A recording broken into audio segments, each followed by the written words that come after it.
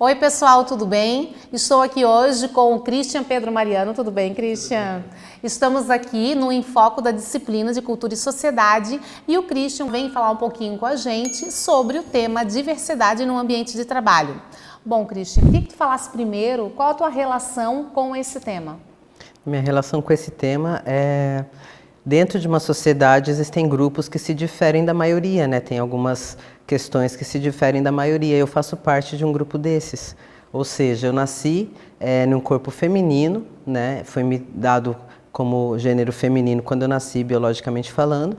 E a partir daí eu tive toda a minha vivência, né, num corpo feminino, as questões de comportamento, foi havendo algumas divergências desde a minha fase de infância, tudo.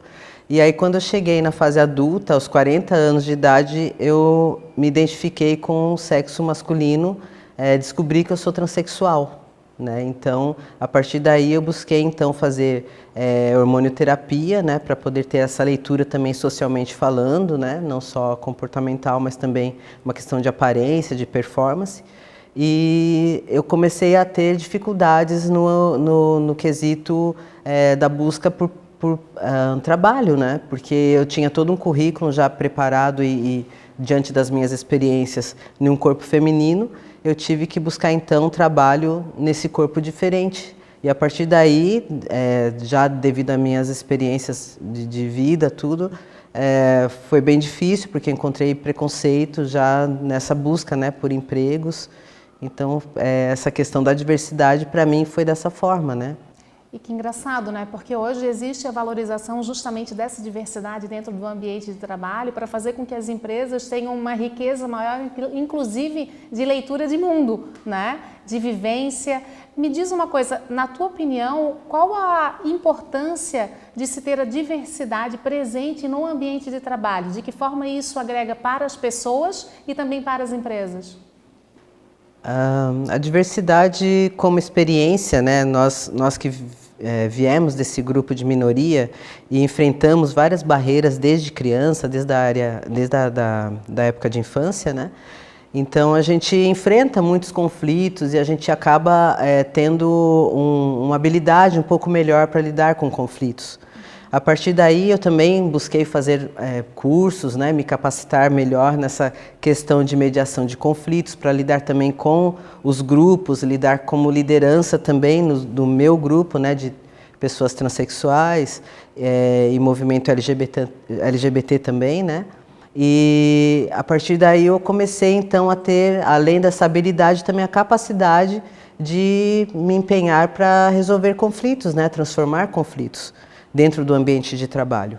Então a diversidade ela traz isso, sabe? Ela traz justamente essa experiência de vida na resolução de conflitos internos, tanto a nível pessoal, interpessoal, né, em grupos, como lideranças. Eu acho que é bem positivo para as empresas nesse aspecto, né? Queira ou não, é uma espécie de superação já, né? Você meio que se impõe essa superação porque você precisa lidar com isso, precisa lidar com esses conflitos e acaba surgindo aí até uma capacidade adicional que é justamente ter uma maleabilidade maior e saber lidar com essas opiniões diversas e com pessoas diferentes, né? Exato. Agora me diz uma coisa, Cris, quais são hoje as principais barreiras para a diversidade no ambiente de trabalho? Eu diria que ainda é o preconceito, né? Ainda é o desconhecido, né? Que apavora ainda quem está do outro lado, né? Infelizmente a gente, apesar de ser muito mais comum do que antigamente, tem alguns gestores, até pessoas que trabalham no ambiente corporativo que não têm essa facilidade de aceitar o novo, né? Aceitar as novidades, aceitar o diferente. E essas diferenças às vezes assustam quando não se conhece.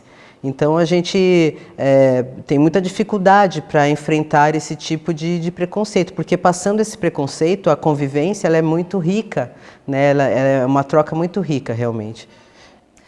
O engraçado é que assim, né, a gente fala muito de aceitação, né? Eu acho que não necessariamente talvez a gente penda mais para a aceitação, mas eu acho que se tivesse o respeito, né? O respeito eu acho que é a palavra primordial.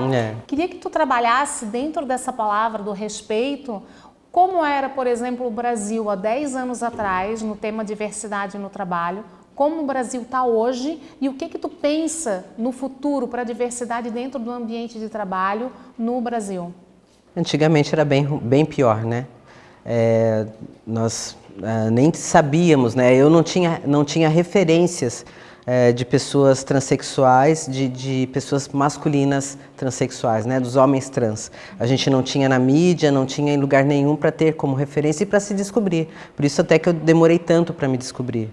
Né? Hoje em dia a gente vê pessoas transexuais nas novelas, a gente vê na mídia, na política se destacando.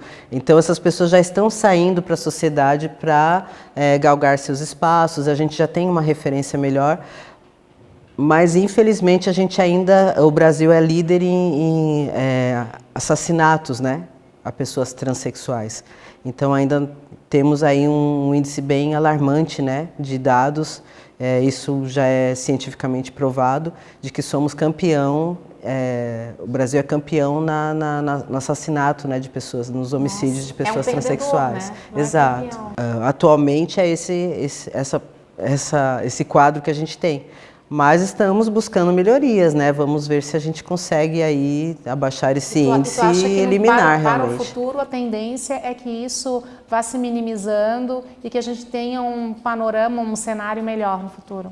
Eu acredito que sim. O fato de eu estar aqui, acho que é um bom indício disso, né? A gente já tem empresas que aceitam melhor e que tem inclusive um compromisso com a diversidade, né? Porque não são só o grupo de LGBT, mas deficientes, né? Nós estamos vendo que estamos conseguindo adentrar nas empresas e mostrar que somos capazes, né? Muito legal. Bom, vou te agradecer, Cris. Vou pedir para te dar um tchauzinho para o pessoal. Tchau, pessoal. Foi muito legal estar aqui com o Cris e até a próxima.